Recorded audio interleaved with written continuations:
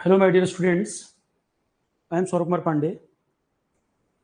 तो ओल्ड राजेंद्र नगर की जो घटना हुई, प्रोटेस्ट वगैरह जो चल भी रहे हैं, कुछ बच्चों के मैसेज आ रहे थे कि सर आपका इस पे व्यू पॉइंट नहीं आया, आपने डिस्कशन नहीं रखा। तो कल की डेट में प्लान किया था, मैंने सोचा था कल मैं इस पे जो अपना पक्ष है, जो मैं सोचता हूँ उसके बारे में वो पॉइंट मैं रखूँगा।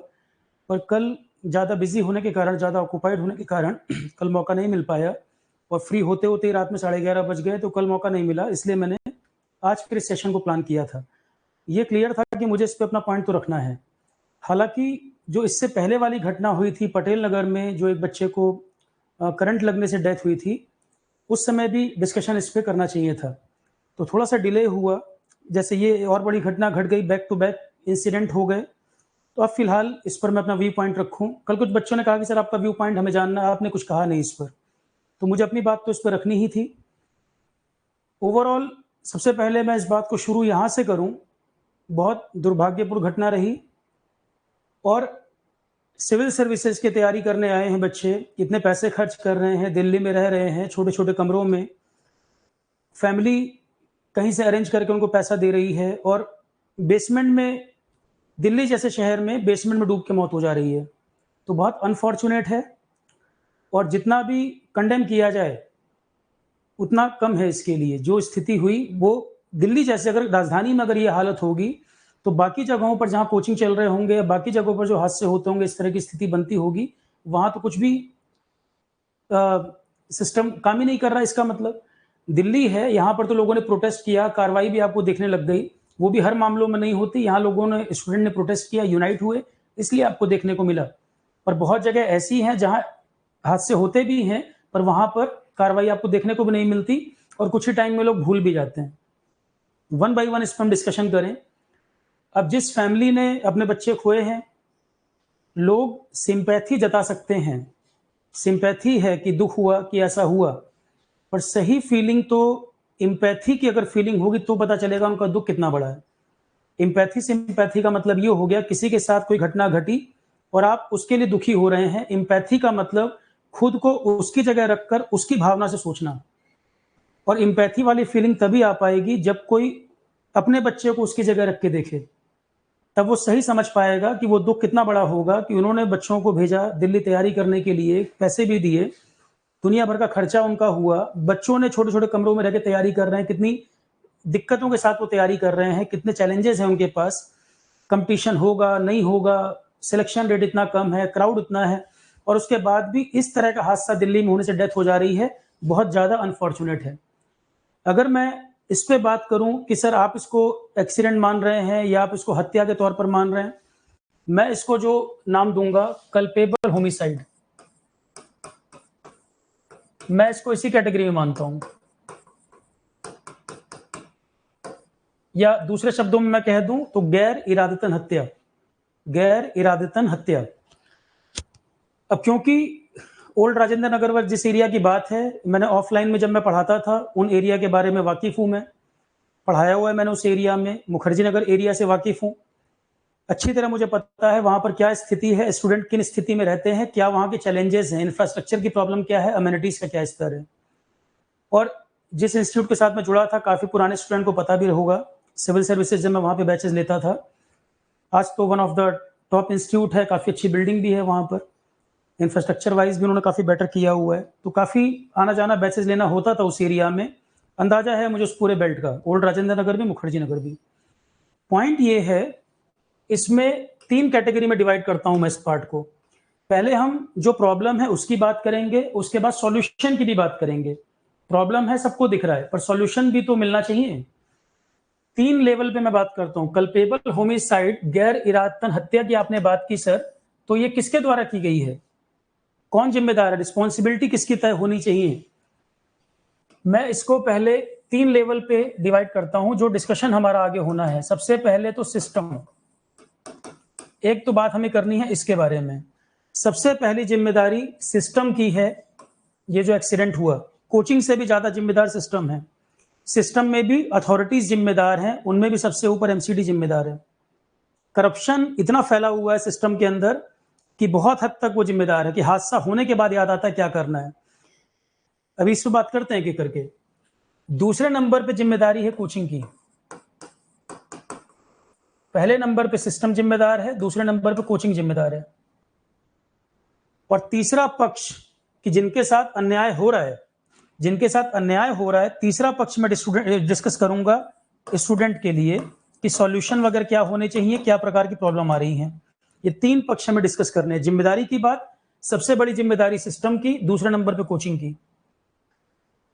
अभी आपने देखा कि कुछ दिन पहले 22 तारीख की घटना है, शुरुआत में इसको यहां से करता हूं। पटेल नगर में आयरन का गेट था, सिविल सर्विसेज का स्टूडेंट उस गेट को टच करता है और तुरंत मौके पर उसकी डेथ हो जाती है।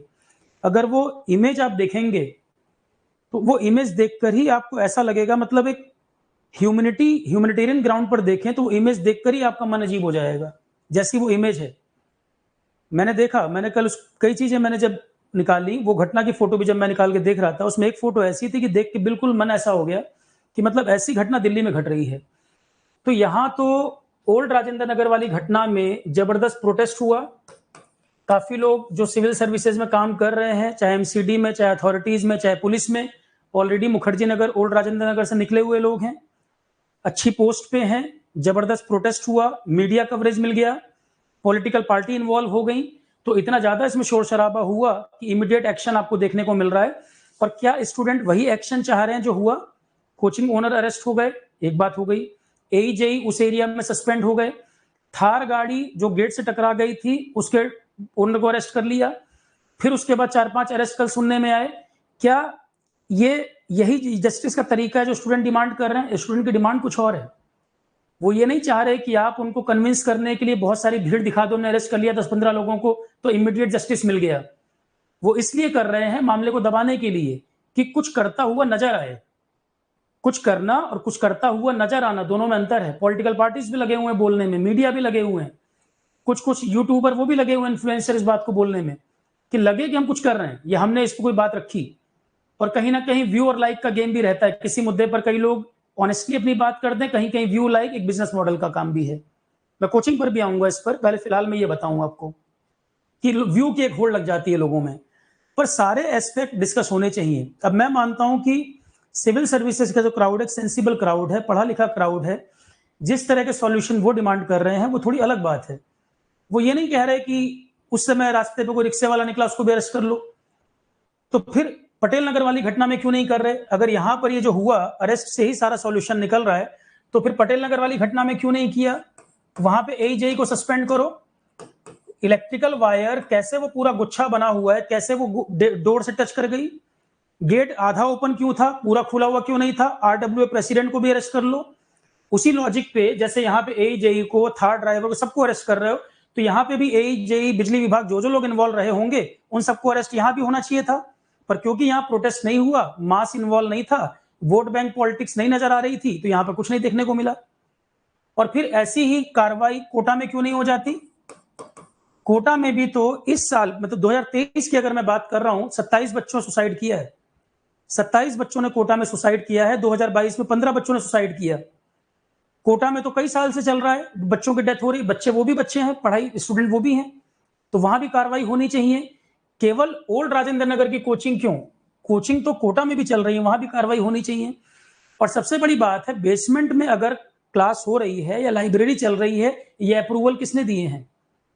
किसको नहीं पता है कि पैसा खिला खिला कर अप्रूवल लिए जाते हैं। और एमसीडी में भी जो ऊपर बैठे हुए लोग हैं, क्या वो सिविल सर्विसेज के स्टूडेंट में से निकले हुए नहीं है?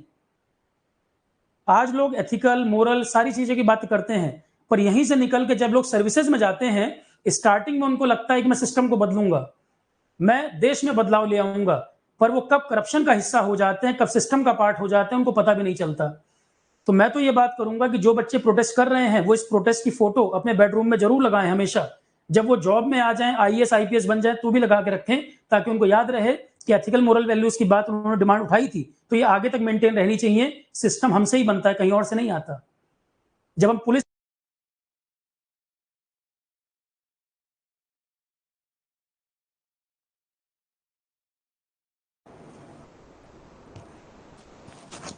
तो जब हम करप्शन की बात करते हैं अलग अलग डिपार्टमेंट में, चाहे जुडिशरी में बात करें, चाहे हम पुलिस में बात करें, चाहे हम एमसीडी में बात करें, तो कहीं ना कहीं हम में से निकले हुए लोग हैं। और हायर अथॉरिटीज में वो बैठे हैं जो सिविल सर्विसेज के द्वारा गए। तो ये भी हमें देखना होगा कि अगर एमसीडी, आप कह रहे हैं एमसीडी ने कैसे अप्रूवल दे दिया, किसको नहीं पता करप्शन है। आप दिल्ली का मैं एग्जांपल ले लूं, दिल्ली तो कैपिटल है, नाक के नीचे करप्शन हो रहा है, किसको नहीं पता है, और ऊपर से नीचे तक पूरा सिस्टम करप्शन में लिप्त है। मुझे कहने में कोई हेजिटेशन नहीं है। एक काम कराने के लिए आपके जूते घिस जाएंगे, एमसीडी में चक्कर लगाते लगाते आप काम नहीं करा सकते बिना पैसा खिलाए। जल विभाग में आप काम करा के देख लो, बिजली विभाग में करा के देख लो। डिजिटल इंडिया ने कुछ इंप्रूवमेंट किए तो हैं, पर उसके बाद भी बहुत सारी सिस्टम की कमियां हैं जो रातों रात सुधार नहीं होगा। और सिस्टम हम लोगों से ही बनता है। हम कितने एथिकल मोरल वैल्यूज मेंटेन करते हैं जब हम खुद सिस्टम का पार्ट बनते हैं। चेंज यहां से आएगा, सिस्टम को बदलने की जरूरत है। ये एक घटना हुई, कुछ टाइम बाद शॉर्ट टर्म मेमोरी भूल जाएंगे लोग, फिर अगली घटना का इंतजार करेंगे।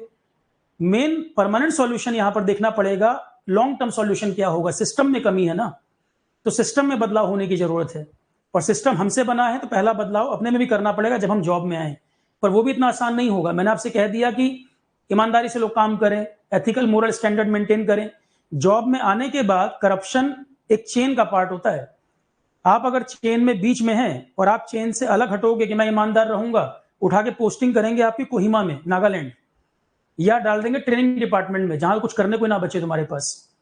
इतना तुम्हें ह्यूमिलिएट कर देंगे कि परेशान हो जाओगे, मैं इस जॉब में आया क्यों। वो दो ही चॉइस देंगे, या तो करप्शन का पार्ट बन जाओ कि तुम्हें एथिकल मोरल बनना है, तुम बनो, हमें नहीं बनना है, अपने स्टैंडर्ड अपने पास रखो, लोग ऐसा कहेंगे। या तो चेन का हिस्सा बन के करप्शन करो, नहीं तो जाओ नागालैंड या अंडमान निकोबार में नौकरी करो जाके, या ट्रेनिंग डिपार्टमेंट में बैठो जाके। तो जब सिस्टम ही ऊपर से नीचे करप्ट होगा तो ये हादसे रुकेंगे कैसे, घटनाएं कैसे रुक पाएंगी। अब जहां प्रोटेस्ट होंगे वहां पे कुछ कार्रवाई होगी, जहां नहीं होंगे वहां नहीं कार्रवाई होगी। मर तो लोग हर जगह रहे हैं, कोटा में भी मौतें हो रही हैं, पटेल नगर केस भी हुआ, ओल्ड राजेंद्र नगर भी हुआ, कुछ समय पहले भजनपुरा दिल्ली में छत गिर गई कोचिंग की, वहां बच्चों की डेथ हो गई। तो हादसे तो कई जगह हैं। और अगर ये बेसमेंट की घटना नहीं होती तो कहीं छत गिर जाती। ओल्ड राजेंद्र नगर या मुखर्जी नगर एरिया अगर आप विजिट करेंगे, और सिर्फ ये दो एरिया क्यों, लक्ष्मी नगर सीए और बैंकिंग का हब है, 50 से 70% बिल्डिंग ऐसी मिलेंगी जिनकी स्थिति नहीं है, उनकी कैरिंग की कैपेसिटी ही नहीं है इतना ट्रैफिक, इतना क्राउड होल्ड कर पाने की। तो अगली घटना का इंतजार करिए, कब कोचिंग की छत गिर जाएगी। बेसमेंट को आप सील कर दोगे, बंद कर दोगे, पर जो इलीगल बिल्डिंग चल रही है, जिसको अनऑथोराइज डिक्लेयर कर देना चाहिए था, अभी तक इलीगल डिक्लेयर कर देना चाहिए था, या उनकी क्षमता नहीं है ये क्राउड होल्ड कर पाने की, उनको बंद कर देना चाहिए, वो कार्रवाई नहीं हो रही। बेसमेंट में हादसा हुआ, बस बेसमेंट सारे बंद कर दो। अरे तो उन बिल्डिंगों पे भी ड्राइव चलाओ, सीलिंग करो। मुझे याद है ऑफलाइन में 2018-19 जब क्लास ले रहा था, एक ड्राइव चलाई थी एमसीडी ने, बेसमेंट उस समय बंद किए जा रहे थे। फायर के भी कई सारे वो थे कि फायर क्लियरेंस नहीं है अगर सेफ्टी का, तो आप नहीं चला सकते क्लास, ठीक है। पर उसके बाद भी कुछ ही टाइम में साठ गांठ करके खिला पिला के सब सेटिंग हो गई। और अभी ये घटना हुई है, बेसमेंट बंद हो रहे हैं, आप वेट कर लीजिए 3-4 महीना, जब तक लोग इस बात को भूलेंगे फिर ये शुरू हो जाएगा। तो प्रॉब्लम तो सिस्टम की है सबसे बड़ी। केवल ये बच्चे जो हैं वो ये नहीं कह रहे सबको अरेस्ट कर लो, वो ये कह रहे हैं सिस्टम सुधार करो। बच्चों की डिमांड तो यही है ना कि हम छोटे छोटे कमरों में रहते हैं, किराए बेतहाशा मकान मालिक बढ़ाता चला जाता है, कोचिंग की फीस पे कोई लगाम नहीं है। इन चीजों को कंट्रोल किया जाए। बच्चों की डिमांड तो ये है कि हम आ रहे हैं पढ़ने के लिए, फीस भी इतनी हैवी दे रहे हैं, सुविधाओं के नाम पे कुछ नहीं मिल रहा, फीस भी बढ़ती जा रही है, बेनिफिट हमें कुछ नहीं मिल रहा। और बड़े बड़े होर्डिंग और बोर्ड लगा लगा के प्रचार कर करके ऐसा सिस्टम बना दिया, लग रहा है यहां से नहीं पढ़ेंगे तो गुनाह हो जाएगा, सिलेक्शन ही नहीं होगा हमारा। एक पूरा बिजनेस मॉडल बना हुआ है। बिजनेस भी दो तरीके के हैं, ऐसा नहीं कोई कोचिंग चला रहा है तो गुनाह कर रहा है, पढ़ा ही रहा है। पर कोचिंग के भी दो एस्पेक्ट है, एक जो प्योर बिजनेस मॉडल चला रहे हैं, जो अपने एथिक्स और मोरल खत्म कर चुके हैं। दूसरा है जो बिजनेस मॉडल चला रहे हैं पर एथिकल मोरल स्टैंडर्ड को मेंटेन भी कर रहे हैं। ये सब्जेक्टिव बात है, सबके लिए अलग अलग लागू होती है। सारे कोचिंग खराब है ऐसा भी नहीं है, सारे अच्छे हैं ऐसा भी नहीं है। अच्छे बुरे के बीच में बहुत सारी चीजें होती हैं जो हमें समझनी चाहिए, ठीक है। सोशल मीडिया या यूट्यूब की दुनिया चमकदार जो देखने में लगती है, सब कुछ चमकता हुआ नहीं होता। हार्ड्स रियलिटी बहुत कुछ जाननी पड़ेगी, और सबसे पहले अपने लेवल पे काम करना पड़ेगा, अपना दिमाग यूज करना पड़ेगा। किसी को फॉलो करिए पर किसी का ब्लाइंड फॉलोवर मत बनिए कि कभी आप किसी बात को सुन के खुश हो गए तो किसी को भगवान बना दिया, अगले दिन किसी बात पे नाराज हो गए तो आपने उसको डेमन डिक्लेयर कर दिया, शैतान डिक्लेयर कर दिया। मैं आपसे कहता हूं, ना किसी को भगवान बनाइए ना शैतान बनाइए, बीच में रखिए। किसी को फॉलो करिए, किसी पर कोई बात समझ आए तो अप्रिशिएट करिए, कोई बात गलत लगे तो क्रिटिसाइज करिए। ये मेरे पर भी अप्लाई होता है, सब पर अप्लाई होता है। एक व्यक्ति 24 घंटे 365 दिन सही नहीं होता। ह्यूमन एरर तो हमेशा रहेंगे, कोई चीज सही लगेगी कोई गलत लगेगी, और इतने लोगों के इतने दिमाग हैं, हर कोई अपने हिसाब से सोचेगा। पढ़ा लिखा क्राउड है, सेंसिबल क्राउड है, सबका अपना सोचने का तरीका अलग है। हर कोई हर बात से एग्री हो जाए कोई जरूरी नहीं है और होना भी नहीं चाहिए। हर कोई हर बात से एग्री हो जाएगा इसका मतलब ब्लाइंड फॉलोवर है आप। फॉलो करिए, किसी की बात से एग्री डिसएग्री करिए, ठीक है। हाथरस में जो घटना हुई, जब आपने कोचिंग ओनर को यहां अरेस्ट किया है और कोचिंग ओनर जब बेसमेंट में डेथ हुई तो कोचिंग ओनर मौजूद नहीं था, पर उन्हीं की प्रीमाइस में चल रहा था, बेसमेंट में वो इलीगल एक्टिविटी कर रहे थे, अरेस्ट करना बनता है। फिर आपने कोऑर्डिनेटर को अरेस्ट कर लिया, थार वाले को अरेस्ट कर लिया। मैं ये कहता हूं ये ठीक आपने किया, पर हाथरस में भी तो करना चाहिए था। हाथरस में तो 123 से ज्यादा डेथ हुई है, यहां क्यों नहीं कर रहे हैं? जब यहां पे ओनर जिम्मेदार है तो यहां पे जो वो एड्रेस कर रहा था वो जिम्मेदार क्यों नहीं होगा? वो भी जिम्मेदार है। वो तो अरेस्ट नहीं हुआ क्योंकि वहां पर आपको लगता है अरेस्ट करेंगे तो बवाल हो जाएगा। वहां प्रोटेस्ट नहीं देखने को मिल रहा, भीड़ नहीं देखने को मिल रही, मीडिया कवरेज नहीं मिल रहा, उतना जल्दी बात आई गई हो गई, सब सेट हो गया मामला। तो अलग अलग तो पैरामीटर नहीं हो सकते ना। जब आप एक जैसी कार्रवाई कर रहे हैं और ऐसा लग रहा है इस मामले में जबरदस्त कार्रवाई हो रही है कि क्योंकि प्रोटेस्ट हो रहा है, लोगों को तुरंत कंसोल कर दिया जाए, तुरंत मामले को दबा दिया जाए, पर यहां पे क्यों नहीं कर रहे? यहां भी करना चाहिए था। इस घटना के साथ साथ कई सारी चीजें और साथ ही जा रही हैं, कई सारी चीजें और साथ ही जा रही हैं। सब कोचिंग खराब है, सब टीचर खराब है, ऐसा तो नहीं होता। कई सारे मामलों पर टीचर सपोर्ट भी करते हैं स्टूडेंट को। यूपीएससी में अभी आने वाला टाइम में आपको चेंजेस दिखेंगे, एज कम होगी, अटेम्प्ट लिमिटेड कर दिए जाएंगे, आने वाले टाइम में चेंजेस आप देखोगे यूपीएससी में, तो भी लोग हल्ला मचाएंगे। कई टीचर सपोर्ट करेंगे, कोई कोचिंग बिजनेस मॉडल को देख के भी सपोर्ट करेगा, कोई ऑनेस्ट टीचर भी सपोर्ट करेगा, ठीक, तब भी स्टूडेंट को सपोर्ट चाहिए। कई पिछले मामलों में भी टीचर ने सपोर्ट किया है, तो किसी को एक ही मिनट में भगवान शैतान घोषित कर देना ये ठीक नहीं है। पूरी चीज को एनालिटिकल तरीके से समझें। और दूसरी बात, नीट का अभी चल रहा था मामला, कोचिंग के लोग इन्वॉल्व थे, नीट में गलत एनटीए ने गलती की, सीजीपीडीटी में भी एनटीए ने गलती की है, नेशनल टेस्टिंग एजेंसी ने कई एग्जाम ठीक तरीके से कंडक्ट नहीं कराए थे। और बार बार जो प्रोटेस्ट होते हैं बड़े लेवल पर, कोचिंग के टीचर कहीं ना कहीं इन्वॉल्व होते हैं, ईमानदारी से भी कई टीचर इन्वॉल्व होते हैं। हर कोई बिजनेस मॉडल पे नहीं भाग रहा है कि स्टूडेंट के साथ गलत हुआ है तो बहुत टीचर ईमानदारी से सपोर्ट करते हैं बच्चों को। पर अभी आप देखना, अब इसी बहाने ये जो मुद्दा निकला, इस बहाने कोचिंग पे ऐसी स्ट्राइक, तो जो कोचिंग किसी एक पर्टिकुलर पार्टी को सपोर्ट कर रही होगी उस पर कार्रवाई होगी, दूसरा सपोर्ट नहीं करेगा, जल्दी सीलिंग खुल जाएगी, जल्दी सीलिंग खुल जाएगी। तो कोचिंग को भी कमजोर करना है, वो भी सिलेक्टिव तरीके से, कौन हमारे फेवर में है कौन नहीं है, उसके हिसाब से सिलेक्टिव कार्रवाई करना। क्योंकि कोटा में भी कार्रवाई करो, यहां तो पढ़ा लिखा क्राउड है, ज्यादातर ग्रेजुएट क्राउड है, कोटा में तो इनोसेंट बच्चे हैं, 7वीं क्लास से आईआईटी की तैयारी करवा रहे हैं, 8वीं से करवा रहे हैं, और उसको ऐसा बता देते हैं अगर तुम्हारा जेई नीट में नहीं होता जीवन तुम्हारा बेकार है। पेरेंट्स का प्रेशर भी आता है, कोचिंग का प्रेशर भी आता है। आखिर वो बच्चा जब पहली बार जेई नीट को जानता है, ऐसा क्या हो जाता है साल 2 साल में कि उसको लगता है कि मैं क्वालिफाई नहीं कर पाऊंगा, मेरा जीवन बेकार हो जाएगा। ये बात किसी ने दिमाग में भरी है ना? क्यों उसको भीड़ का हिस्सा, ऐसे क्राउड में ऐसा दिखाते हो कि तुम कम कैपेबल हो, या उसके दिमाग में स्ट्रेस डिप्रेशन का कारण बनता है। कम एज के बच्चे होते हैं, हैंडल नहीं कर पाते उस बात को, सुसाइड में कन्वर्ट हो जाती है। जो केसेस पिछले 20 साल का डाटा उठा के देखोगे हजारों में होगा। वहां कार्रवाई क्यों नहीं करते? सेलेक्टिव कार्रवाई नहीं, मैं ये बोल रहा हूं जो आप नियम बनाएं सब पर लागू करें। आप सबसे पहले कोचिंग के लिए भी नियम तय करें, स्टैंडर्ड तय करें। उन एरियाज में रेंटल की अपर लिमिट फिक्स करें, रेंटल इससे ऊपर नहीं होना चाहिए। 8x8 10x10 के कमरे का 15-15 हजार किराया ले रहे हो, वो बच्चे कैसे अफोर्ड करेंगे? तो अपर लिमिट तय होनी चाहिए, रूल रेगुलेशन क्लियर होने चाहिए। बेसमेंट में नहीं चलेगा तो बोलो, फिर पैसे खिलाकर काम नहीं हो जाना चाहिए जो आसानी से लोग कर लेते हैं। आप क्लियर गाइडलाइंस बनाइए इनके लिए, बेसमेंट में नहीं चलेगा तो नहीं चलेगा। और जो बिल्डिंग की हालत खराब है, बेसमेंट में नहीं चलाओगे और बिल्डिंग की हालत खराब है, छत गिर जाएगी, तब भी वही दिक्कत है, तब भी हादसा होगा। तो उन बिल्डिंग को भी बंद कराइए। जो बिल्डिंगें फिट नहीं है, उस क्राउड को नहीं कैरी कर सकती, क्यों नहीं बंद करते? बेसमेंट में हादसा नहीं होगा तो बिल्डिंग छत गिरने से हो जाएगा। फायर वाला आपने कुछ समय पहले देखा, मुखर्जी नगर घटना घटी, 3-3 मंजिल से बच्चे कूद के जान बचा रहे हैं। तो उस पूरे एरिया से मैं अच्छी तरह वाकिफ हूं, इसलिए मैं कह रहा हूं प्रॉब्लम्स कई सारी हैं। और केवल दिल्ली नहीं, कोटा की समस्याएं भी है, जयपुर की भी है, शाहदरा दिल्ली में भी है, लक्ष्मी नगर में भी है। आप ओवरऑल एक होलिस्टिक पॉलिसी बनाइए, परमानेंट सॉल्यूशन निकालिए, मेरी इस पर यह राय है। क्योंकि केवल एक घटना होने से फिर दूसरे हादसे का इंतजार करो, फिर दूसरा हादसा घटेगा, फिर एक हफ्ता एक्टिव रहो, फिर बात दब जाएगी। प्रोटेस्ट होगा तो लोग एक्ट करेंगे, नहीं तो नहीं करेंगे। तो जो एग्जाम्स लीक हो रहे हैं और लगातार कोचिंग इन्वॉल्व है, प्रोटेस्ट हो रहे हैं, एक ये भी तरीका है कि कोचिंग की कमर तोड़ दो। एक कोचिंग में गड़बड़ हुआ या 2 में गड़बड़ हुआ या 10 में गड़बड़ हुआ, उसके बहाने एक ऐसा भी काम कर दो कि सप्रेस कर दो, और उसमें भी सेलेक्टिव, पॉलिटिकल पार्टी के हिसाब से जो है उसके लिए और दूसरे के लिए, उसमें भी डिवाइड कर दो। एक क्लियर गाइडलाइन, क्लियर पॉलिसी होनी चाहिए जो पार्टी के हिसाब से तय नहीं, जो एक सबके लिए लागू होनी चाहिए बात। और फिर करप्शन करके खिला पिला के सेटिंग से काम ना हो, ये क्लैरिटी होनी चाहिए। दिल्ली सबकी नजर में है, मीडिया की नजर में है, पॉलिटिकल पार्टी की नजर में है, पर दिल्ली के अलावा भी कोचिंग हब बहुत सारे इंडिया में, अकेला दिल्ली नहीं है।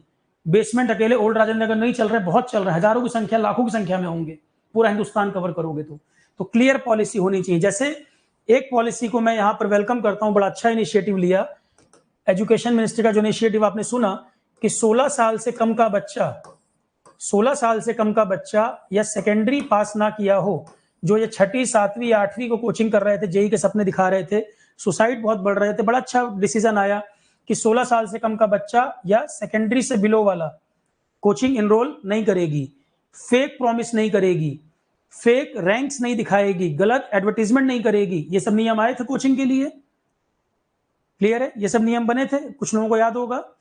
उसके अलावा जब आप इन एरियाज में जाएंगे, होर्डिंग और बोर्ड इतने लगे हुए हैं, जोरदार अगर आंधी आ जाए तो आप देखेंगे बोर्ड गिरने से ही मौत हो जाएगी। उसके लिए भी नियम तय होने चाहिए।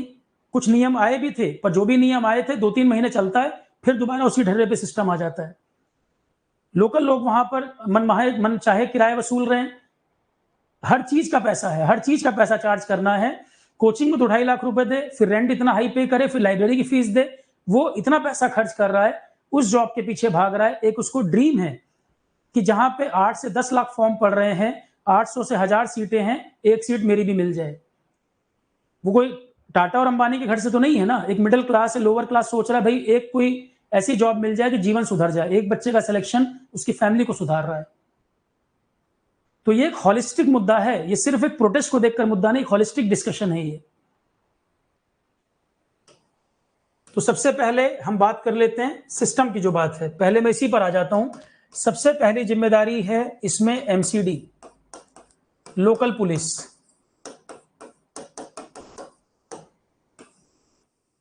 पटेल नगर की घटना हो, कहीं की घटना हो, वाटर लॉगिंग हो रही है, और खाली ओल्ड राजेंद्र नगर में नहीं, थोड़ी सी बारिश दिल्ली में हो जाए, कितनी जगह आपको वाटर लॉगिंग दिखती है।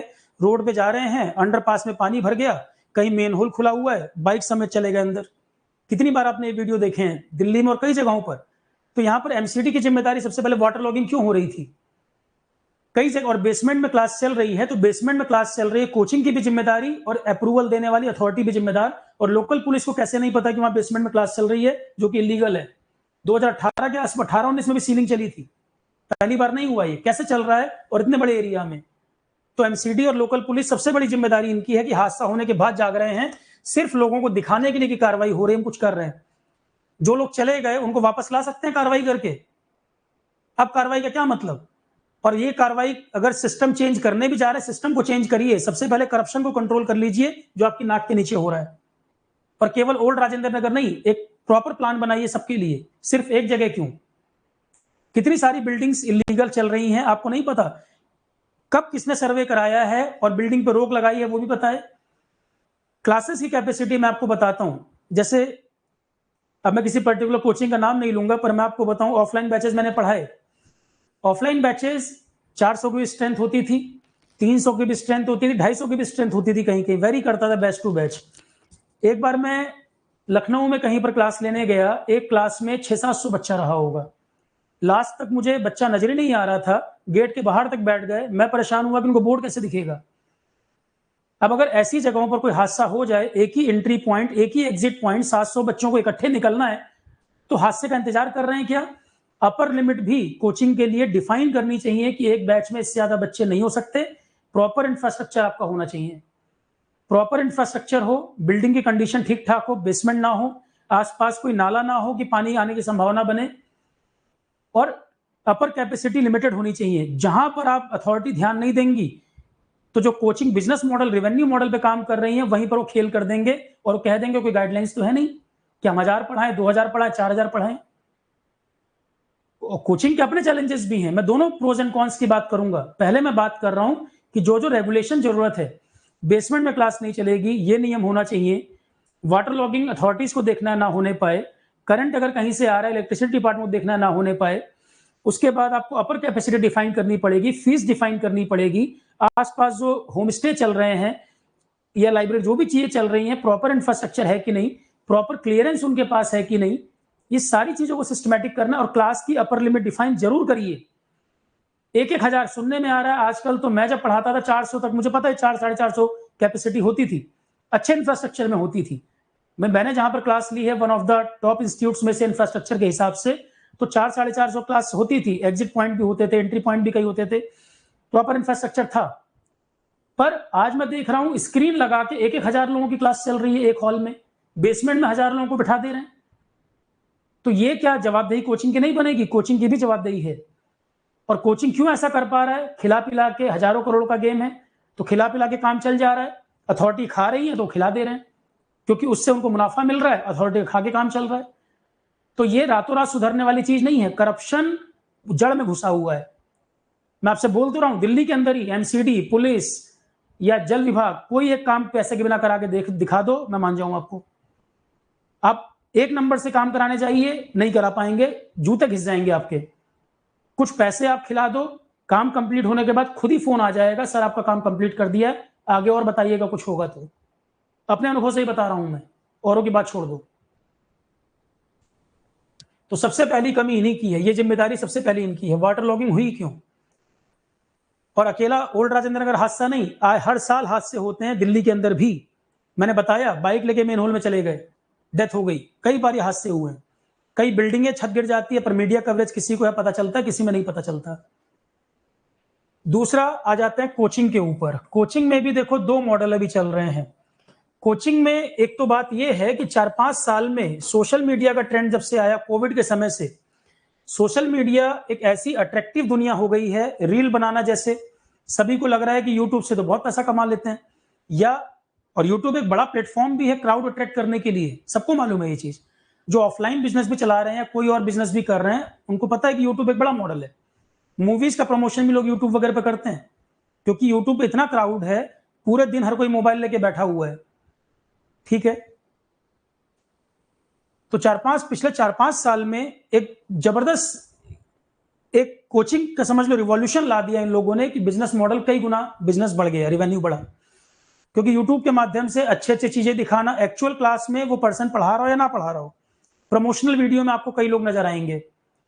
ठीक है, अब गलती उनकी थोड़ी है भाई, वो बिजनेस कर रहे हैं तो प्रमोशन नहीं करेंगे क्या अपना? अगर वो 1,000-1,500 का स्टाफ रखे हैं, 2,000 का स्टाफ रखे हैं, लोगों को रोजगार भी दे रहे हैं, कल को आप हो सकता है उसी कोचिंग में काम करने जाओ, तो आपको रोजगार दे रहे हैं तो अच्छा हो गया। और कुछ और काम चल रहा है तो आप क्रिटिसाइज करने लगो। लगभग 2,000 लोगों को रोजगार भी दे रहे हैं, इसकी बात भी करो। सरकार को टैक्स भी भर रहे हैं, जीएसटी भी जा रहा होगा, इनकम टैक्स भी जा रहा होगा। ये बात है कि भाई जीएसटी भी तो बच्चों से फीस में ऐड करके लेते हैं, पर कोचिंग अपने टैक्सेस भी तो, प्रॉपर्टी टैक्स होंगे और टैक्स होंगे, सब तो पे कर रहे होंगे गवर्नमेंट को। कोचिंग इंडस्ट्री ही कितना कितना रेवेन्यू सरकार को देती है, कई हजारों करोड़ की इंडस्ट्री है ये। और एजुकेशन पर जीएसटी 18% है, गवर्नमेंट की भी जवाबदेही है, पाक साफ कोई नहीं है यहां। और कोचिंग सिविल सर्विसेज में घर फोन करके तो नहीं बुला रहे बच्चों को। एडटेक में कुछ कंपनी थी जो घर पे लोगों को भेज भेज के बच्चों को बोलते थे कोचिंग भेजिए। सिविल सर्विसेज में खासकर ऐसा तो भी घर पे फोन करके बुला रहे हैं, ये अपनी चॉइस है ना। हर किसी को अपने बच्चे को आईएएस बनाना है यूट्यूब देखकर, कुछ लोगों के ज्ञान की बात यूट्यूब पे सुनकर सबको आईएएस बनाना है, और ऑफलाइन दिल्ली ही भेजना है, ओल्ड राजेंद्र मुखर्जी नगर। तो क्या ये अपने आप से सवाल नहीं है कि सही मायने में तैयारी कैसे हो सकती है? क्या ये अपने आप से सवाल नहीं बनेगा? और जो अभी just beginner old Rajendra Nagar Mukherjee Nagar में गया है, 2-3 महीने हुए हैं, उसको वहां का सिस्टम इतनी जल्दी समझ नहीं आएगा। जिसको 2 साल, 3 साल, 4 साल हो चुके हैं, वहां पर वो अच्छी तरह उस सिस्टम से वाकिफ है। जब पहले साल वो पर्सन कोचिंग किया, कुछ टीचरों ने अच्छा पढ़ाया तो वो कह रहा बहुत बढ़िया कोचिंग थी। अब 2 साल 3 साल हो गए हैं, मान लो सिलेक्शन नहीं हो पा रहा, फ्रस्ट्रेशन भी आ रहा है, डिप्रेशन भी आ रहा है, फिर वो पूरे सिस्टम को गाली देने लग जाए। एक गलती या 2 गलती या 10 लोगों की गलती के लिए पूरा सिस्टम जिम्मेदार, पूरी कोचिंग इंडस्ट्री जिम्मेदार तो नहीं है भाई। ऑनलाइन देखकर आप किसी कोचिंग से अट्रैक्ट हुए, आप उस जगह पर जाके एडमिशन लिए, वो आपके घर पे तो नहीं बुलाने आया था। और मैं किसी कोचिंग से जुड़ा नहीं हूं, मैं तो फेयर बात कर रहा हूं कि भाई सारे एंगल पे बात करी जाए ना। अगर आप कह रहे हैं कि भाई ऑनलाइन एक अच्छा सब्स्टिट्यूट हो सकता है, बिल्कुल हो सकता है, क्यों नहीं हो सकता। सेल्फ स्टडी से आईएएस नहीं निकलता क्या। पर एक ऐसा प्रोपेगेंडा बन गया है, एक टॉपर 15 इंस्टीट्यूट के बोर्ड पे लगा हुआ है, किसको नहीं पता ये। तो क्या एडमिशन लेने से पहले ये चेक नहीं करना चाहिए कि जेन्युइन है कि नहीं। मैक्सिमम कोचिंग क्लेम करते हैं मैक्सिमम सिलेक्शन अपने यहां से इंटरव्यू गाइडेंस प्रोग्राम के बेसिस पर, क्योंकि जो प्री निकाल चुका, मेंस निकाल चुका, वह इंटरव्यू में आया है और इंटरव्यू वालों में सिलेक्शन की प्रोबेबिलिटी ज्यादा है। तो फ्री में इंटरव्यू गाइडेंस प्रोग्राम देकर उतने सिलेक्शन बोर्ड पे लगा दो, क्राउड को दिखेगा इतने, और सब जगह वही बच्चे नजर आ रहे हैं, तो क्या अपना कॉमन सेंस नहीं लगाना चाहिए। बस यूट्यूब पे वीडियो देखा और आप भीड़ लगा के, लाइन लगा के एडमिशन लेते हैं, लाइन लगा के एडमिशन होते हैं, कई लोगों के बैच भर जाते हैं, एडमिशन नहीं हो पाते, वो दुखी हो जाते हैं कि अब मैं यहां इस कोचिंग में नहीं आ पाया, पता नहीं मेरा जीवन में क्या होगा। और ऑनलाइन में अभी मैं आपको बताऊं, ऑनलाइन ऑफलाइन की अगर मैं बात कर रहा हूं, अभी भी बहुत अच्छे अच्छे टीचर, आज भी जो टॉप 10 टीचर होंगे सिविल सर्विसेज के, ऑनलाइन में नहीं अवेलेबल है। आज भी ऑनलाइन जो टॉप 10 टीचर होंगे ऑनलाइन में नहीं अवेलेबल हैं, क्योंकि अगर वो ऑनलाइन पे आएंगे, उनकी पढ़ाने की शैली ऐसी है कि वो नाटक नहीं कर पाएंगे। वो हर किसी को सीधे राजा बनाने की बात नहीं कर रहे हैं, गोली चल गई और राजा बन गए, वो सब बातें नहीं करेंगे। मैं किसी इंडिविजुअल पर्सन की बात नहीं कर रहा हूं, हॉलिस्टिक मैनर में बात कर रहा हूं। मैं, मेरा काम नहीं किसी को मैं कोई डिफेम करूं या मैं किसी के बारे में कोई क्रिटिसाइज वाली बात, मैं एक हॉलिस्टिक पिक्चर की बात कर रहा हूं। आज भी टॉप टीचर सिविल सर्विसेज के, जो सिविल सर्विसेज सेलेक्ट हुए उनसे पूछिएगा, जो सबसे बड़े नाम वो बताएंगे, आज भी वो ऑनलाइन में नहीं है, क्योंकि अगर वो ऑनलाइन में पढ़ाएंगे तो वो नाटक नहीं कर पाएंगे, प्रोपेगेंडा नहीं कर पाएंगे, और आपको वो एंटरटेनमेंट नहीं मिलेगा। ऑनलाइन में उनके व्यू एक वीडियो पे 10,000 भी आना मुश्किल है, इसीलिए वो टीचर ऑनलाइन में पॉपुलर नहीं हो पाएंगे। और अगर वो पूरा कंटेंट ऑनलाइन पढ़ा दें, आप पढ़ोगे भी नहीं। अगर वो नाम ना बताएं अपना और आपको कोई साथ का ना बताए कि ये नामी टीचर हैं, पढ़ो इनसे। पर्सनली जानता हूं मैं इस फील्ड में जो वेटरन सबसे बड़े बड़े, लगभग मैं लोगों को जानता हूं, और काफी लोग ऑनलाइन नहीं पढ़ाते। उन्होंने कहा कि सर हमने 1-2 बार वीडियो डाले पर रिस्पॉन्स ही नहीं मिलता, जो ऑफलाइन के सबसे बड़े नाम है। तो स्टूडेंट की गलती नहीं है क्या कि वो ऑनलाइन में टीचिंग के साथ एंटरटेनमेंट ढूंढते हैं। सारा ऑनलाइन कंटेंट डाल दिया जाए, बहुत लोग हैं जो उसमें ढूंढेंगे मसाला, और जो सेंसियर टीचर है वो नहीं करेगा, ये सब कभी भी नहीं करेगा। ठीक है, दूसरी बात आती है ऑफलाइन की, कि सर ऑनलाइन ऑफलाइन की बात करें तो ऑफलाइन ऑनलाइन कौन बेटर है। देखो, जहां तक प्रीलिम्स की बात है, मैं आपको क्लियर कट कह दूं, प्रीलिम्स में ऐसा कुछ नहीं है जो सिविल सर्विस प्रीलिम्स के लिए कोचिंग पर डिपेंड रहना पड़े। इवन कोचिंग मैंडेटरी है क्या, नहीं। बहुत से लोग हैं बिना कोचिंग के भी क्वालिफाई करते हैं हर बार। कई बार आप सुनते हैं पेट्रोल पंप पे पेट्रोल भरता था, कुली का काम करता, कितने एग्जाम्पल होंगे जो बिना कोचिंग के भी क्वालिफाई किए हैं। ऑनलाइन में भी बहुत मटेरियल अवेलेबल है, पर बात यह है कि सही टीचर को आप ढूंढ पा रहे कि नहीं ढूंढ पा रहे उसके अंदर। ठीक है, बहुत टीचर अवेलेबल हो गए हैं, तो प्रीलिम्स ऑनलाइन भी आप तैयारी से कर सकते हैं। और सबसे इंपॉर्टेंट है किताबें पढ़ो यार। हर चीज में शॉर्टकट ढूंढते हो कि कोचिंग कोई जादू की छड़ी घुमा देगा सेलेक्ट हो जाओगे, ऐसा नहीं होता। 99% क्रेडिट सिलेक्शन होने में आपका है, मैं हमेशा इस बात को बोलता हूं। अगर कोई बच्चा ये कहे कि सर आपने बड़ा अच्छा पढ़ाया था, मैं सेलेक्ट हो गया, आपको क्रेडिट जाता, मैं हमेशा मना करता हूं कि बेटा अपनी सक्सेस का क्रेडिट कभी किसी को इतनी आसानी से नहीं देना चाहिए। पता नहीं कितनी रात तुम जागे हो, कितनी मेहनत तुमने की है, अपना क्रेडिट किसी को आसानी से मत दो, ना मुझे ना किसी को। मेरा रोल या किसी कोचिंग का रोल मैं 1% ही मानता हूं, कि जहां पे 8 से 10 लाख बच्चा तैयारी कर रहा है, 1000 सीटें निकल रही हैं, 2%, 1% अगर सिलेक्शन हो रहे हैं, तो क्रेडिट कोचिंग को मिलना चाहिए या उस बच्चे को मिलना चाहिए।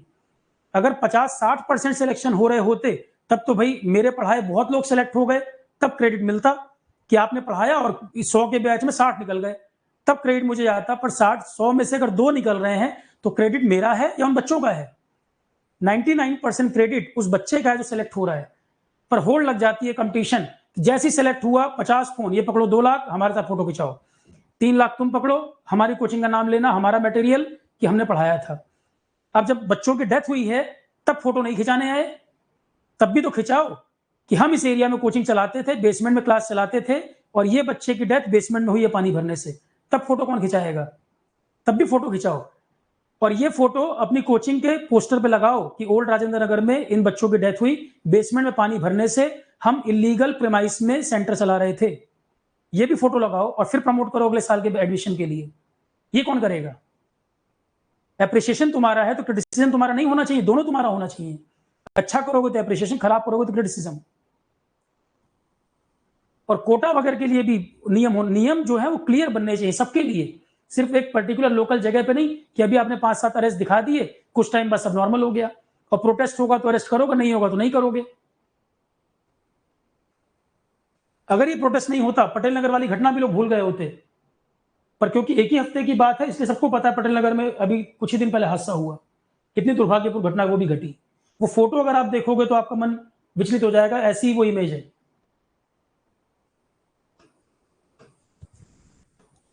तो गलती स्टूडेंट के लेवल पे यहां पर है जब वो कोचिंग के पीछे बिल्कुल पागल हुए जाते हैं। स्टूडेंट को ये जरूर रीथिंक करना पड़ेगा कि कोचिंग, देखो ऑफलाइन के अपने फायदे हैं, ऑनलाइन के अपने फायदे हैं, पर जहां तक बात है क्या बिना ऑफलाइन में गए सिलेक्शन नहीं होगा या ऑनलाइन से सिलेक्शन हो जाएगा? सिलेक्शन ऑफलाइन ऑनलाइन कोई नहीं कराएगा, तुम्हारी मेहनत से होगा। आप इसका ये मत इंटरप्रिटेशन निकालना कि सर ऑनलाइन कुछ करा रहे हैं तो सर ऑनलाइन बोल रहे हैं। मैं तो सिविल सर्विसेज का डेडिकेटेड अभी कोई बैच नहीं चला रहा हूं भाई। सिविल सर्विसेज में मैं 3 टॉपिक लेता रहा हूं, इकोलॉजी, एनवायरमेंट, साइंस ट्रैक और जी के करंट अफेयर। मैं अकेला तो पूरा इंस्टीट्यूट नहीं चला रहा हूं, या मैं पूरा अकेला इंस्टीट्यूट चला दूं? इकोलॉजी एनवायरमेंट यूट्यूब में चैनल पे देखोगे मैंने पूरा का पूरा अवेलेबल कर दिया, और इतना कंटेंट है इकोलॉजी एनवायरमेंट, दावे से कह सकता हूं किसी कोचिंग से कंपेयर कर लेना, सिविल सर्विसेज प्रीलिम्स को ध्यान में रखते हुए इतना कंटेंट है उसके अंदर। और सिर्फ एनवायरमेंट नहीं है, उससे इंटरकनेक्ट करके साइंस टेक को भी कवर किया था मैंने थोड़ा बहुत। कोई अगर वो लेक्चर देख ले उसको समझ आ जाएगा कवरेज कैसा है, और कहीं तुमको ये फीलिंग नहीं आएगी कि ऑफलाइन की कमी महसूस हो रही है। पर क्योंकि वो यूट्यूब में फ्री में आसानी से अवेलेबल है, उसको उतनी वेटेज नहीं देंगे। वही कंटेंट जब मैं लाख रुपए 1.5 लाख फीस में पढ़ाता था पहले किसी इंस्टीट्यूट के लिए, जब मैं कराता था तो बड़ी जरूरी थी। नोट्स के लिए लोग परेशान थे, नोट्स कहां मिलेंगे? पर अब वो आसानी से अवेलेबल हो गई, उसकी उतनी वैल्यू नहीं होगी। जब तक 2-2.5 लाख फीस देकर लाइन लगा के एडमिशन नहीं लेंगे तब तक उसको वर्थ नहीं समझेंगे। सारा कंटेंट भी अवेलेबल कर दिया जाए तो भी वो वैल्यू नहीं करेंगे। इसीलिए मैंने बोला बहुत अच्छे अच्छे टीचर ऑनलाइन पे आने से डरते हैं इस बात से कि यार वो अप्रिशिएशन ही नहीं होगा, हम मेहनत भी करेंगे कोई अप्रिशिएट नहीं करेगा, इवन देखेगा भी नहीं। पर जो थोड़ा प्रोपेगेंडा चलाएंगे, आलतू फालतू बातें करेंगे, ब्रेकअप की बात कर दें, रिलेशनशिप की बात कर देंगे, इस तरह की बातें, राजा बनाने की बात, वहां पे आप देखिए, क्योंकि बच्चों को ही मजा आ रहा है एंटरटेनमेंट में। और पेरेंट्स को भी जरूरत है बैठकर बच्चों से बात करें, भाई क्या डिसीजन लेना है, और भीड़ चाल का हिस्सा मत बनो। सोशल मीडिया ने सिविल सर्विसेज में क्राउड को बढ़ा दिया है। जल्दी आप देखोगे सिविल सर्विसेज पर नियम आएगा, यूपीएससी जल्दी नियम लाएगा इस पर।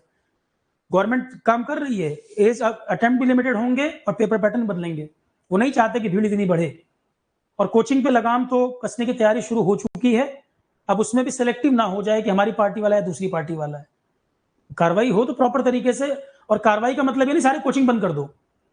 भाई बहुत लोगों का रोजगार है, ईमानदारी से लोग पढ़ा रहे हैं, क्राइम नहीं कर रहे। कई कोचिंग ऐसे हैं जहां टीचर पूरे जी जान से पढ़ाते हैं कि जो स्कूल में तुम ग्रेजुएशन तक नहीं पढ़े, कोचिंग तुमको 1.5 साल में पढ़ा देती है। इसको डिनाई कर सकते हैं क्या? 2-3 साल पुराने जो रिपीटर बच्चे हैं, क्या वो इस बात को डिनाई कर देंगे कि 1.5 साल में जो जितना वो पढ़े होंगे, ग्रेजुएशन तक वो उतना नहीं पढ़े होंगे? और अगर तुम्हारा स्कूल कॉलेज सिस्टम अच्छा होता तो कोचिंग की जरूरत ही नहीं होती। अगर तुम्हें कोचिंग को हटाना है तो पहले बेसिक एजुकेशन को अच्छा करो, कोचिंग अपने आप खत्म हो जाएगी। कोचिंग की जरूरत क्यों है? अगर स्कूल सिस्टम और कोचिंग अच्छे हो जाए, स्कूल और कॉलेज अच्छे हो जाए तो नहीं जरूरत है। 5वीं क्लास का बच्चा ट्यूशन पढ़ रहा है, 6ठी क्लास का बच्चा ट्यूशन पढ़ रहा है, स्कूल की फीस अलग दे रहे हैं लोग, तो फिर स्कूल पे जवाबदेही नहीं है? सिस्टम इंप्रूवमेंट की जब बात करें तो होलिस्टिक बात करें, सारे लेवल पे बात करें। कोचिंग गवर्नमेंट को रेवेन्यू भी दे रहा है, एम्प्लॉयमेंट भी लोगों को जनरेट कर रहा है, वो बात भी होनी चाहिए। पर इसका मतलब ये नहीं कि बेतहाशा हो। रेगुलेशन, रूल रेगुलेशन बनाना सरकार की जिम्मेदारी है। करप्शन को भी कंट्रोल करे और प्रॉपर रूल रेगुलेशन बनाए, इससे ज्यादा क्लास कैपेसिटी नहीं होनी चाहिए। और क्या आप प्रमोट कर रहे हैं, प्रोपेगेंडा चला रहे हैं, उस पर proper monitoring, check and balance होने चाहिए। कोटा में कोई जवाबदेही नहीं। कई जगह मैं देख रहा हूं स्क्रीन लगा के 1000-1000 लोगों की क्लास चल रही है, 2.5 लाख रुपए फीस लेके टीवी में क्लास दिखाने के पैसे ले रहे हो, और लोग भीड़ लगा के एडमिशन ले रहे हैं। पता नहीं कौन सी रॉकेट साइंस पढ़ाई जा रही है। तो प्रीलिम्स की जो बात है, किताबें सबसे अच्छा सोर्स एनसीईआरटी। अभी जो चेंज हो रही है एनसीईआरटी, उनकी बात नहीं कर रहा हूं मैं। चेंज के पहले जो एनसीईआरटी चल रही थी, एनसीईआरटी किताबें सबसे अच्छा सोर्स है इन्फॉर्मेशन के लिए। बिगिनर को हमेशा पहले ये देखना है ऑनलाइन में कंटेंट अवेलेबल है, पर वो सेलेक्ट कैसे कर पाएगा? तो किसी के 1-2 वीडियो देख के पता लग जाता है भाई प्रॉपर कंटेंट है या नहीं है। कई इंस्टीट्यूट ऑनलाइन क्लासेस भी दे रहे हैं, यूट्यूब में भी कुछ लोग प्रोवाइड कर रहे हैं। जैसे इकोलॉजी एनवायरनमेंट मैंने बोला, जो मैं सिविल सर्विसेज के लिए पढ़ाता था, जिसके लिए बच्चे परेशान रहते थे नोट्स कहाँ मिलेंगे सर कैसे, उससे ज्यादा कंटेंट मैंने यूट्यूब पे पढ़ा के डाल दिया है। सिविल सर्विसेज प्रीलिम्स का क्लास पिछले साल अप्रैल मई के आसपास की है और पेपर बाद में 2 बार हो चुके हैं। मैच कर सकते हैं कंटेंट और क्या आया एग्जाम में। किसी का ब्लाइंड फॉलोवर नहीं होना है, पढ़िए और इवेल्युएट करिए आया या नहीं आया, एग्जाम में ऐसा आता है कि नहीं। ठीक है, तो ऑनलाइन प्रीलिम्स हो सकता है। कोचिंग की जरूरत ऑफलाइन में कहीं कहीं जरूरत पड़ती है, जहां पर आंसर राइटिंग और कॉपी चेकिंग की बात आती है।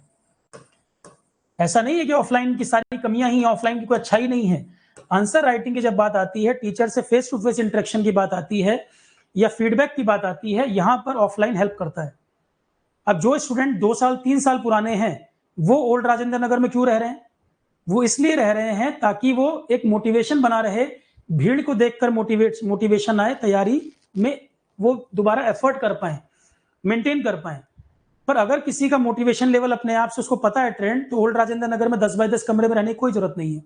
अगर आपको ऑलरेडी 3-4 साल 2 साल 3 साल निकल चुके हैं, सिलेबस आपका पूरा कंप्लीट हो गया, पढ़ चुके हैं, तो ऑफलाइन वाले भी वहां क्यों रह रहे हैं? आपको 3 चीजें चाहिए। एक, अपना आइसोलेटेड रूम अगर आपके पास है घर पर, इंटरनेट कनेक्शन ठीक है, और किताबें आपके पास अच्छी अवेलेबल हैं। ये 3 चीज अगर आपके पास हैं, तो एक बार अगर आप कोचिंग कर चुके हैं, ऑनलाइन ऑफलाइन पढ़ चुके हैं जहां भी, या आंसर राइटिंग मेंस का भी कर चुके हैं, आराम से आप कमरे में बैठ के एक अच्छा इंटरनेट, किताबें अच्छी और सिंगल रूम जहां को डिस्टर्ब ना करे, ये 3 चीजें आपको मिल जाएं, आप आराम से तैयारी कर सकते हैं। ज्यादा प्रोडक्टिव एफर्ट लगेगा, निकलेगा इस पर, ज्यादा प्रोडक्टिव आउटपुट आएगा। क्योंकि ओल्ड राजेंद्र नगर की यार मुखर्जी नगर की एक सच्चाई ये भी है, कुछ लोगों को खराब भी लगेगा, पर इस पॉइंट को भी रेस करना चाहता हूं मैं। जितनी क्वेरी मेरे पास आती है ओवरऑल, कम से कम दिन में 200 क्वेरी तो आती है स्टूडेंट की। हर तीसरी क्वेरी होती है रिलेशनशिप ब्रेकअप, इसके बारे में बात करते हैं, डिप्रेशन, फ्रस्ट्रेशन।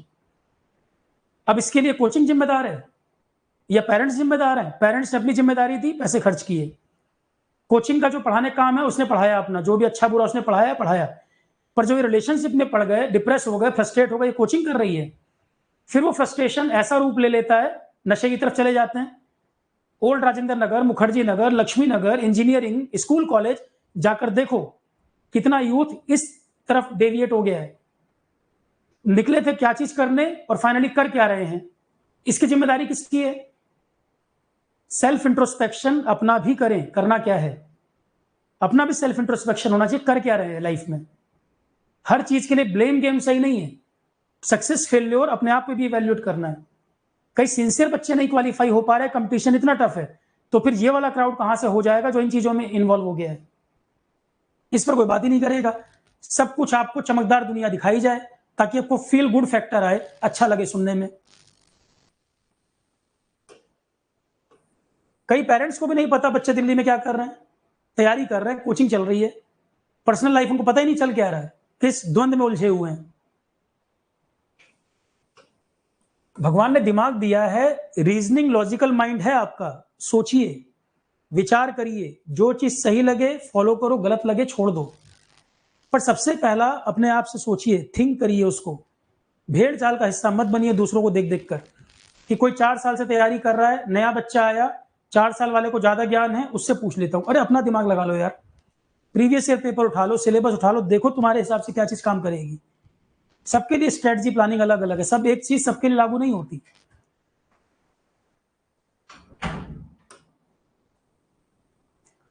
तो मैंने इसमें देखो जो मेन पॉइंट बताए, फिलहाल जो घटना हुई, एक मैंने बताया सिस्टम की जो कमी रही कोचिंग के केस में। अब कोचिंग की एक बात और आती है सर, इसके दोनों एस्पेक्ट बात करते हैं। एक बात है पावर गेम, कि सर कोचिंग में बहुत पावरफुल लोग हैं, वो अपने हिसाब से चीजों को मैनिपुलेट कर लेते हैं। ट्रू, सही है ये, पर पावर तो जो लोग सिविल सर्विसेज की तैयारी कर रहे हैं, जब वो सिविल सर्वेंट बन जाएंगे, वो जब पावर में आ जाएंगे तो वो भी करेंगे। ये तो एक सब्जेक्टिव मुद्दा है, पर्सन टू पर्सन वेरी करता है कि किसके लिए एथिकल मोरल स्टैंडर्ड क्या है और उसकी कंसाइंस कितनी जिंदा है, उसकी अंतरात्मा कितनी जिंदा है। जिसके पास जैसी अपॉर्चुनिटी, कई बार कहते हैं ना कि कोई व्यक्ति तब तक गलत नहीं होता जब तक उसको अपॉर्चुनिटी नहीं मिल जाती, कि अपॉर्चुनिटी मिल जाएगी, क्या पता वो भी उसी चीज में इन्वॉल्व हो जाए आज जिसके खिलाफ आवाज उठा रहा है। जो लोग सिविल सर्विसेज में आए हैं, शुरुआत में वो भी मोरल वैल्यू की बात किए होंगे, एथिक्स का पेपर वो भी दिए होंगे, पर आज वो करप्शन का हिस्सा बने बैठे हैं। पॉलिटिक्स की बात कर लो, कहीं पे ये बात कर लो, तो पावर तो जिसके पास जितनी है, वो अपने एथिकल मोरल कितने जिंदा हैं, उसकी अंतरात्मा क्या कहती है, उसके हिसाब से उसका यूज और मिसयूज करता है। अंतरात्मा जागृत होगी, जिंदा होगी, मिसयूज नहीं करेगा, एथिकल मोरल स्टैंडर्ड मेंटेन करेगा।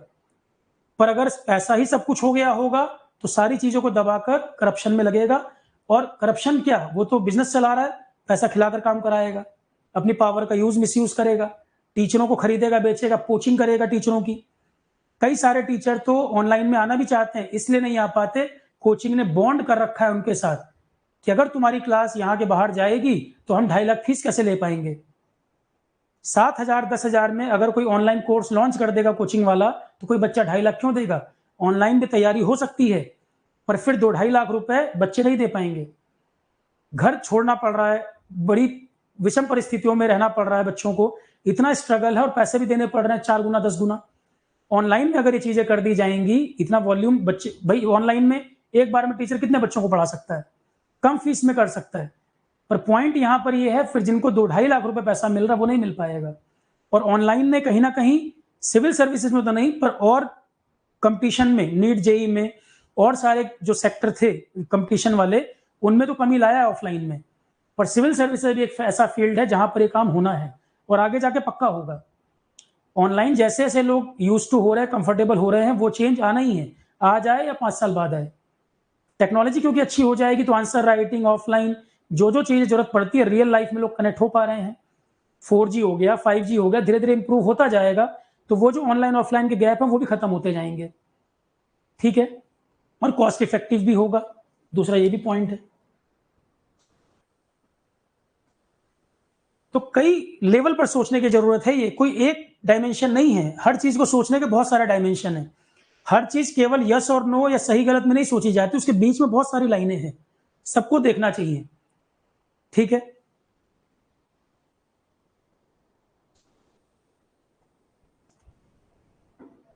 एक आजकल नया प्रोपेगेंडा चला हुआ है मूवीज बनाने का, वो कोचिंग का ही किया धरा है, कोचिंग की फंडिंग भी होती है, कई बार जानबूझ के मूवीज बनवाते हैं कि ऐसा इमोशन उसके अंदर डालो कि 1000 एडमिशन अगली बार और बढ़ जाए हमारे। जो मूवीज के ट्रैप में आजकल फंस रहे हैं, IIT जेई के ऊपर मूवी, यूपीएससी के ऊपर मूवी, हर चीज के ऊपर लोग मूवी बनवा रहे हैं, क्योंकि बहुत बड़ा क्राउड मूवी देख रहा है, एंटरटेनमेंट चल रहा है यूट्यूब पे, तो काफी क्राउड उससे इंस्पायर हो जा रहा है, इमोशनल हुआ, 5 मिनट दुखी हुआ कि इसका हो गया तो मेरा भी हो जाएगा, और ऐसा कैरेक्टर उसमें सर्च करेंगे जो बिल्कुल नॉर्मल बैकग्राउंड से आता हो। साइकोलॉजिकल गेम है पूरा का पूरा, साइकोलॉजिकल वॉर है ये। साइकोलॉजी रीड करते हैं लोगों की, फैमिली वाले देख रहे हैं, उनको भी लगता है कि यार हमारा बच्चा भी कर लेगा, मूवी देख के इमोशनल हो गए। अरे यार बच्चे से पूछ लो उसकी कैपेसिटी क्या है, क्या करना चाहता है, कोई चीज थोप क्यों रहे हो। सबको ही सिविल सर्विसेज देना है क्या। अभी 2-3 साल में पॉलिसी चेंज हो जाएगी, हाथ पांव फूलने लगेंगे लोगों के। 4-5 लाख जहां फॉर्म भरते थे, 3 लाख लोग फॉर्म भरते थे, 8 लाख तक फॉर्म पहुंच गए, 10 लाख तक फॉर्म पहुंच गए, और जिन जगहों पे क्लासेस चल रहे हैं इंफ्रास्ट्रक्चर है नहीं, तो इस तरह की घटनाएं कैसे रुकेंगी। 14 साल देख चुका हूं मैं इस इंडस्ट्री को, और जो बातें मैं कह रहा हूं कई लोगों को खराब लग रही होंगी जब देखेंगे, क्योंकि अपने पे लोग कनेक्ट करेंगे, सर ने नशे की बात कर दी, रिलेशनशिप की बात कर दी, तुरंत लोगों को खराब लगेगा, अरे सर आपने क्यों कह दिया। तो मैं सिर्फ ये चाहता हूं बेटा, इंट्रोस्पेक्ट करो अपने आप को, देखो तुम्हें करना क्या है जीवन में। सबसे वैल्यूएबल चीज कुछ है, टाइम है, सबसे जरूरी टाइम है। और क्या देखना है क्या नहीं देखना उस पर फोकस करो, टाइम तुम कहां पर इन्वेस्ट कर रहे हो अपना, भीड़ का हिस्सा मत बनो। और ये जो प्रोटेस्ट चल रहा है स्टूडेंट के लेवल तक रहे तो अच्छा है, सिस्टम में कोई बदलाव आ जाए जो लॉन्ग टर्म हो, एक सस्टेनेबल बदलाव आ जाए।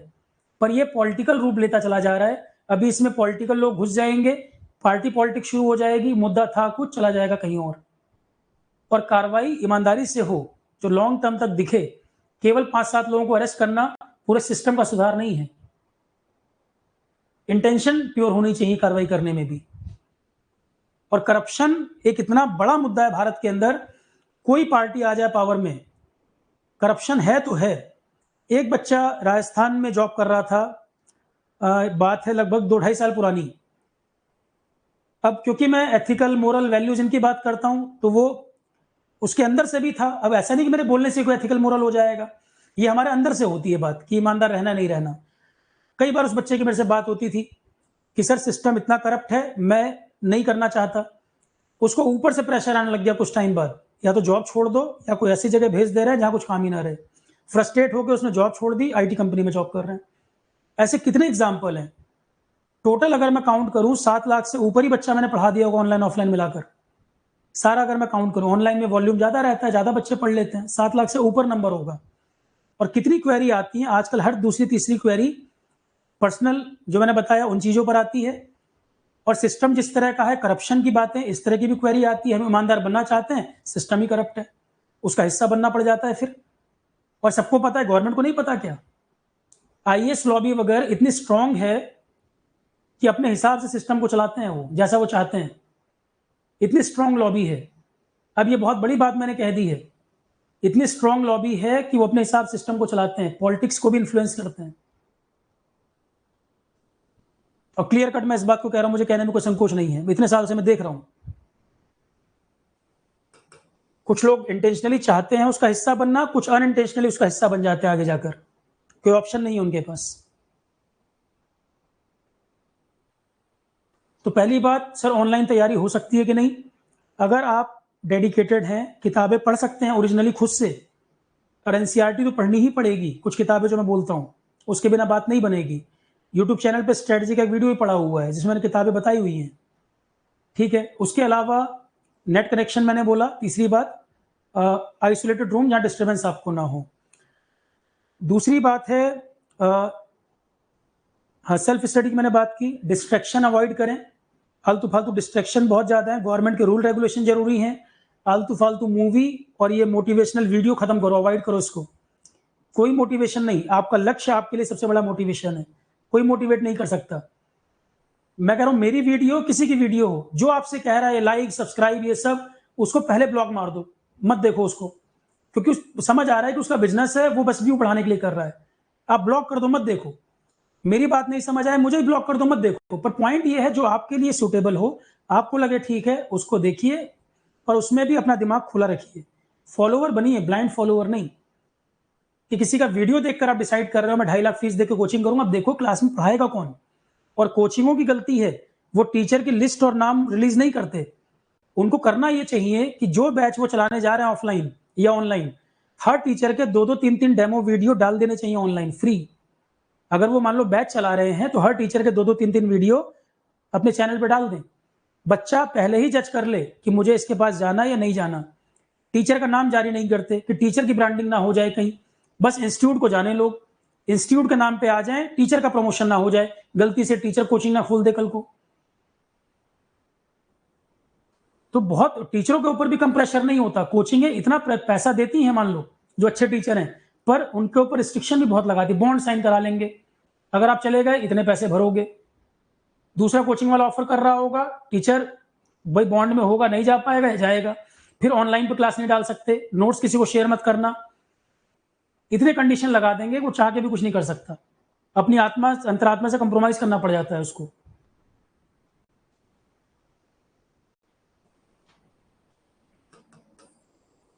और अगर कोई टीचर ज्यादा नाटक कर रहा है, कोई टीचर अगर ज्यादा नाटक करेगा, ज्यादा उसको अंदर रिवॉल्यूशनरी वाला भावना आने लग जाएगी, तो दूसरे भी तरीके कई लोगों के पास होते हैं चुप कराने के, कि निकाल के कोई चीज रख दी टेबल पे, अब बताइए कहां जाएंगे आप। और कोई भी बात मैं हवा में नहीं बात करता हूं, जब तक मैं सॉलिड कंक्रीट में चीजें नहीं जानता मैं बोलता ही नहीं उस पर। आपको नहीं पता किस लेवल पे क्या होता है, पर हर जगह नहीं होता। तो जिसके पास जैसी पावर है वो उसका यूज मिसयूज करता है। पॉइंट मैं ये बोलना चाह रहा था। कई लोगों को शिकायत है, सर ये अपने बच्चे को, ये कोचिंग ओनर है, इनका बच्चा अमेरिका में पढ़ता है। अरे भाई उसकी कैपेसिटी है, क्यों नहीं पढ़ाएगा? कल को तुम आईएएस बन जाओगे, बोरा भर के पैसा कमा लोगे, इकट्ठा कर लोगे 50 तरह से, तुम अपने बच्चे को नहीं पढ़ाओगे अमेरिका में? जिसकी जैसी कैपेसिटी है वो कर रहा है। लोगों को दिक्कत है कि रिलायंस के मालिक ने बच्चे की शादी में इतना कर दिया, उसकी कैपेसिटी उसने किया। गरीब आदमी की जितनी कैपेसिटी हो अपनी कैपेसिटी के हिसाब से करता है। इस पे कोई वाद विवाद की बात थोड़ी है, हर कोई अपनी कैपेसिटी के हिसाब से करेगा। आप उसको शो ऑफ मानो या कुछ मानो, कल को आप आईएएस बन जाएंगे तो आप नहीं करेंगे। हमारे जितने मिनिस्टर्स हैं उनके खुद के बच्चे अमेरिका में पढ़ रहे हैं, तो आपको एतराज नहीं है?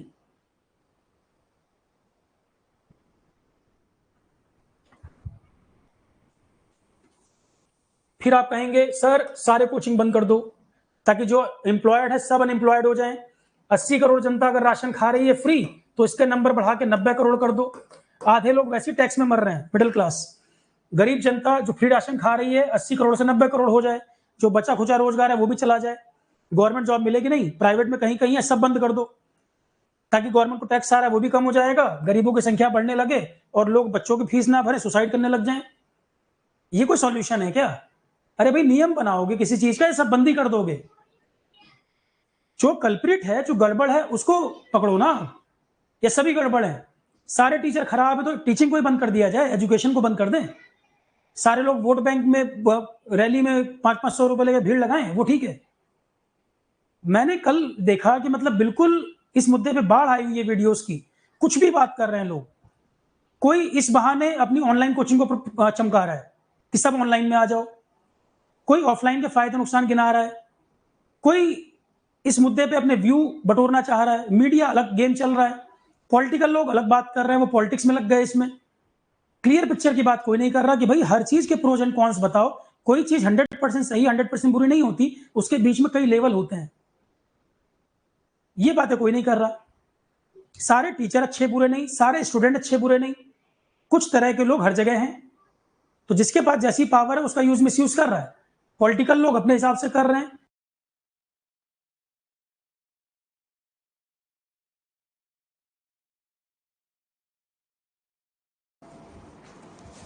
और इस पर चेक एंड बैलेंस लगाना सिस्टम की जिम्मेदारी है। चेक एंड बैलेंस लगाना सिस्टम की जिम्मेदारी है, और किसी कोचिंग को ज्वाइन करना ना करना स्टूडेंट के अपने विवेक की बात है। अगर कोई कोचिंग वाला घर पकड़ के स्टूडेंट को खींच के लेके जा रहा हो 4 लोगों को लाके, तब उसकी गलती। पर आप खुद से जाके एडमिशन ले रहे हो, आपके पेरेंट्स जाकर वहां चेक कर रहे हैं कि भाई आप यहाँ पढ़ लो, इतना पैसा फेंक रहे हैं, तो ये बात नहीं डिसाइड होगी कोचिंग करने गया कौन, ये भी देखा जाएगा। कई सारे अच्छे टीचर मैं बोल रहा हूं अभी ऑनलाइन पढ़ाना शुरू कर दें, पूरा सब्जेक्ट दे दें, 1000 व्यू आना मुश्किल है। और ऐसे टीचर हैं ऑनलाइन में, कई ट्रायल किया, उन्होंने कोशिश की, ऑनलाइन में नहीं चले। जो ऑफलाइन के सबसे बड़े नाम हैं, जो सिर्फ टीचिंग करते हैं, कोई प्रोपेगेंडा नहीं करते, प्योर टीचिंग।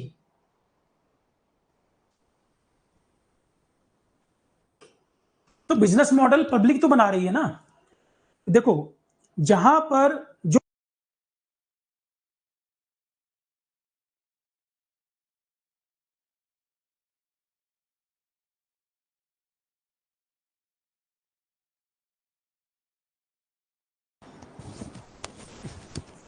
जहां पर जो क्राउड है, जैसी डिमांड है लोगों की, सप्लाई देने वाले उस हिसाब से सिस्टम बना लेते हैं।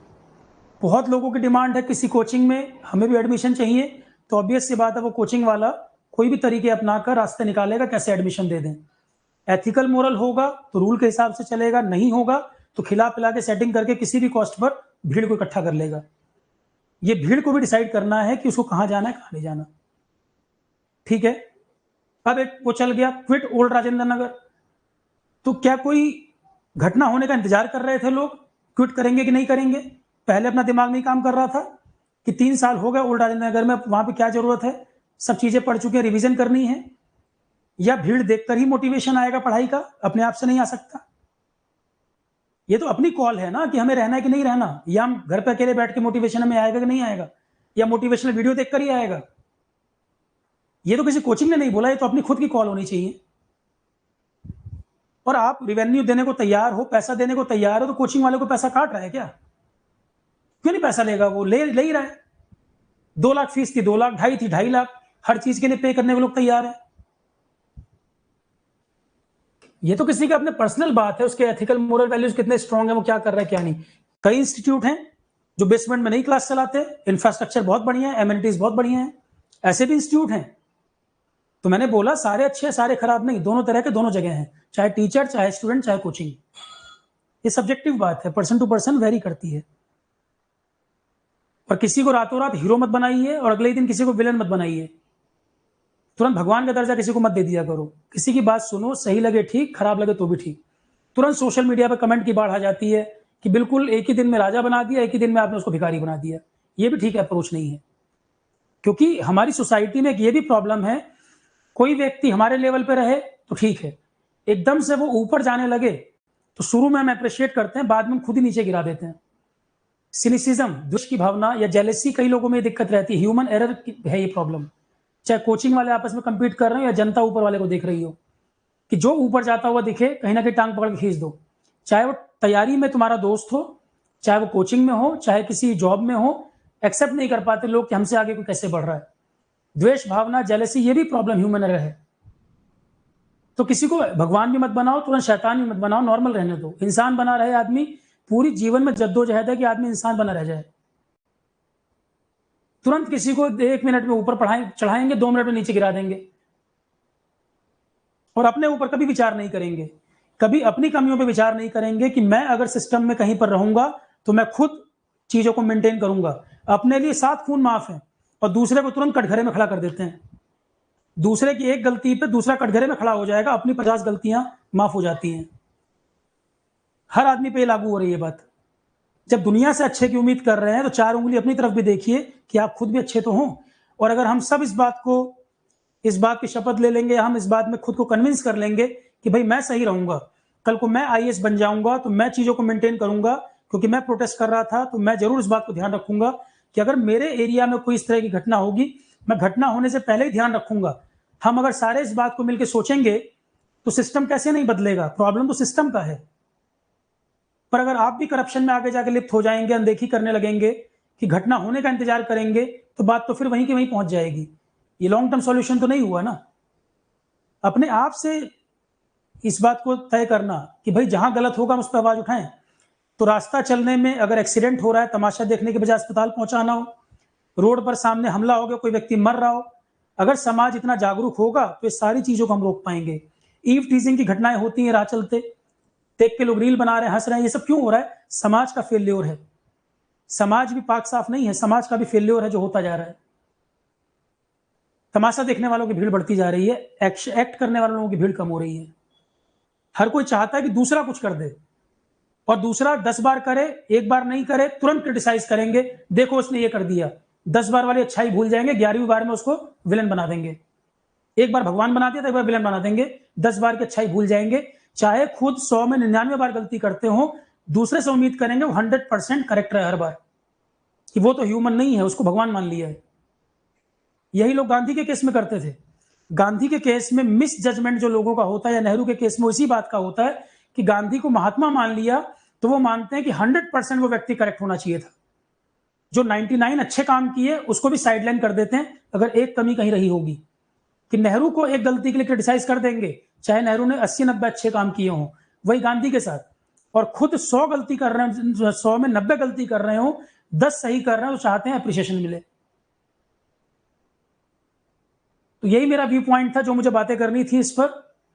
तो अपने आप से ये एनालिसिस होना चाहिए, भाई क्या सही क्या गलत, और भेड़ चाल का हिस्सा ना बने, भीड़ को देखकर हिस्सा ना बने।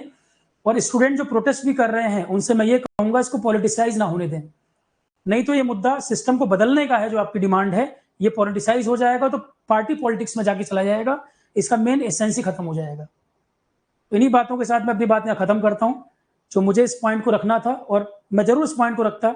हाँ, थोड़ा सा डिले जरूर हुआ समय का मैनेजमेंट ना होने के कारण।